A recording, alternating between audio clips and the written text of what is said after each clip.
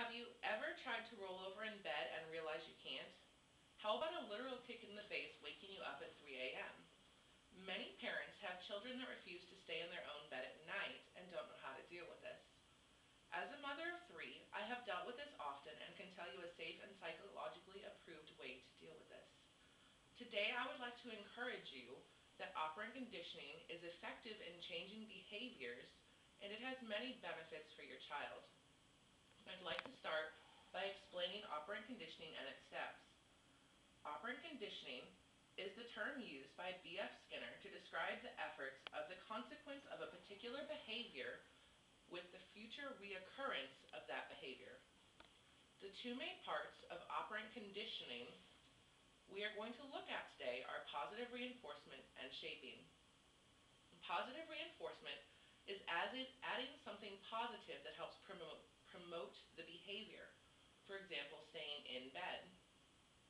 According to my psychology book, Concepts and Applications by Jeffrey S. Nevid, shaping is a process of learning that involves reinforcement increasingly closer to the desired response. The steps to operant conditioning from Dr. Portis of Anne Arundel Community College, Psych 111, state to identify the specific behavior. In our example, our behavior would be staying in their bed. Track the frequency of the desired behavior. How often does your child stay in their bed versus how often do they come into your own? Be exact in explaining the consequence and the reinforcer. In our example, we'll say the consequence of not staying in their own, or for coming into your bed, would be to lose 10 minutes off of their bedtime for the next night, and their reinforcer for staying in their bed or out of yours would be to have chocolate milk with breakfast. Use shaping to achieve your goals. If your child gets out of their bed but does not get into your bed, they would still be positively reinforced for at least staying out of your bed. Reinforce more often at first and then gradually reduce. You want to promote the behavior, so every time they do their specific behavior, you're going to reinforce them and then gradually let that drop off. Now that we know what operant conditioning is and what the steps are, let's look at the benefits for your child.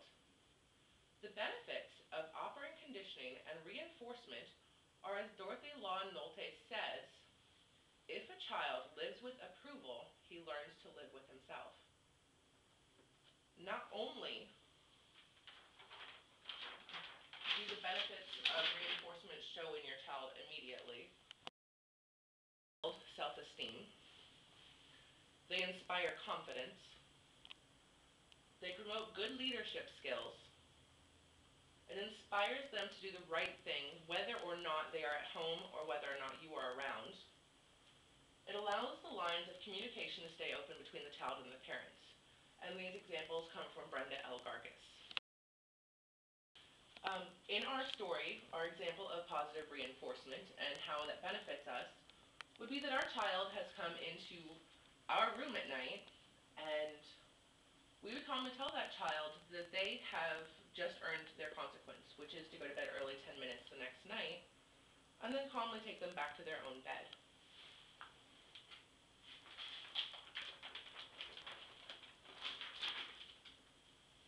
Now that we have covered operant conditioning and its benefits for your child, let's look at the benefits for yelling and belittling.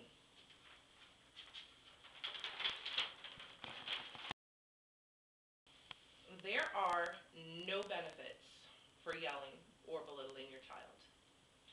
The only thing that you get makes the adults feel better. It lets them blow off steam in a non-physical way, but it actually does more harm than good for your child. According to an article from Anger and Relationship Institute, yelling and belittling have the following effect on your child. It causes feelings of fear, feelings of worthlessness, low self-esteem. It can cause more misbehavior at school and at home and in public. And it actually causes an immunity to any discipline that involves yelling. They learn to tune it out. Scenario from above. Your child comes into your bed at night. If you start screaming, what in the world were you thinking? It is midnight, you're supposed to be in your own bed, don't you have any brains? Not only is your child going to be upset and feel like they can't stay in their own bed, but you're going to be upset because you had to get irritable with your child. Everybody's tired. You may wake up other people in your house, and nobody's going to get a good night's sleep.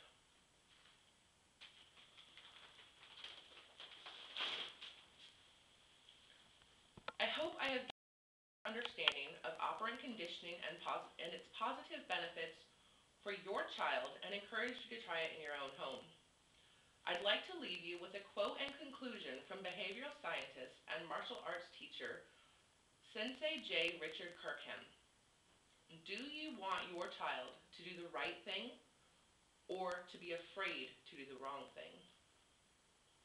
Self-confidence, a lack of fear to attempt to achieve tasks without negative reprisals due to temporary lack of achievement is a must for the building blocks for both leadership and innovation. Without consistent positive reinforcement, the child's chances of realizing his self-confidence to persevere and to develop and initiate new ideas is greatly restricted.